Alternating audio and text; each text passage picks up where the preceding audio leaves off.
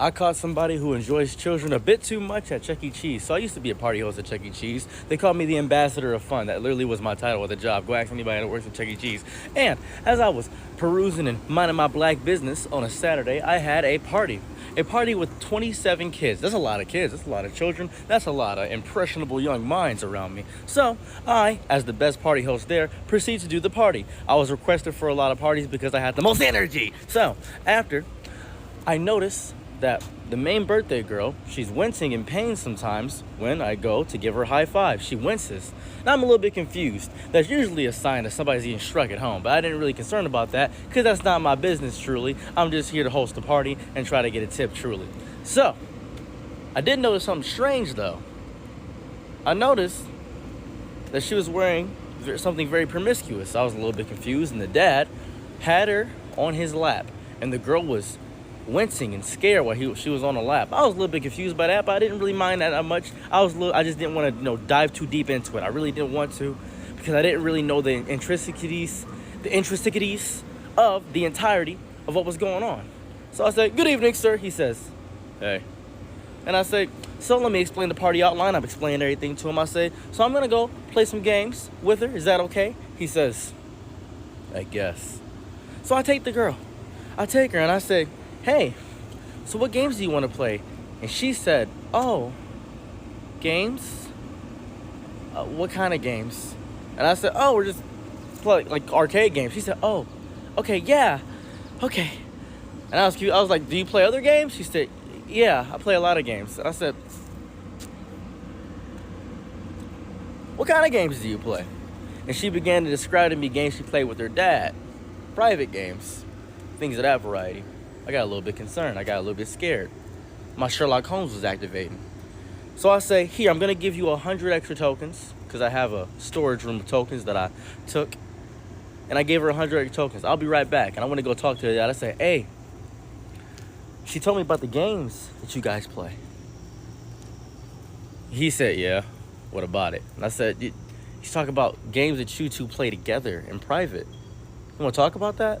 He said, "Children just like making stuff up." I said, "I didn't even describe the games yet. What are you talking about?" And he said, "Sometimes she likes to say that people attack her in her sleep." And I said, "Oh, like night terrors, stuff like that?" Then I pull out my recording, I pull out my phone. And I said, "Can you describe the night terrors? Because she's talking about them. I just want to get things right." And he said, "Well, sometimes she'll wake up bleeding because she hits herself in her sleep and she scratches at herself at night." And I said, "Oh, okay, all right. Thank you for letting me know. I didn't know that." I began to get all this information, privately recording the entire thing. And throughout the party, I'm acting like everything's fine, acting like everything's good. I'm becoming buddy-buddy with this guy, making sure he trusts me. We're homies, we're compadre, but I'm secretly undercover the entire way through. Then I call the cops. I showed them the recording of everything. And the cops said they can't do anything. I'm outside talking to the cops. The cops said they can't do anything. He said, "This is admissible because this is like unconsensual. You're not a police officer." And I said, "Okay, cool. So I have to take this a step further. I have to, because the cops can't do anything. I don't know why the cops didn't do anything. That messed me up a little bit. I was confused. So I say, "Hey man, you seem like a cool dude. You ever want to hang out? Just let me know." He said, "Yeah, you are actually really fun. Let me get your number." So I got his number. I hit him up. Next day I said, "Hey man, me and my friends, we're going golfing. You like a golfer? You like golfing?" He said, "I do like golfing." I said, "Let's go golfing. Let's go golfing." We had a fun day golfing. I wasted $75 acting like I knew how to golf and got a bunch of black guys with do-rags, hoodies, and sweats acting like they could golf.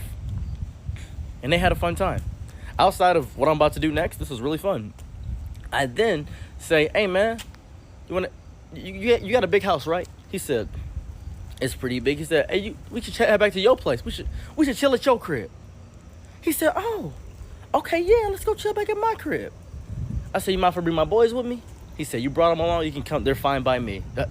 I don't judge skin color." I said, "Hey, me neither, man. Don't worry about that." As soon as we got in that household, as soon as we got the thing going down, immediately pounced on him. Just immediately. And then, every day, for 3 weeks, I called CPS. Every day for 3 weeks after that. He tried to figure out everything, but I didn't give him my legal name. I just went by Kevin, because that's what name I went by at Chuck E. Cheese. I didn't want anybody to know anything about my online socials. I just put my name as Kevin. And we actually got her out. We saved her. I was happy about that.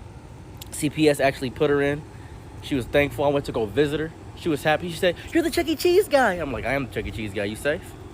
She said, "Yeah. I don't have to do that anymore." I said, "You don't. You don't got to do that anymore."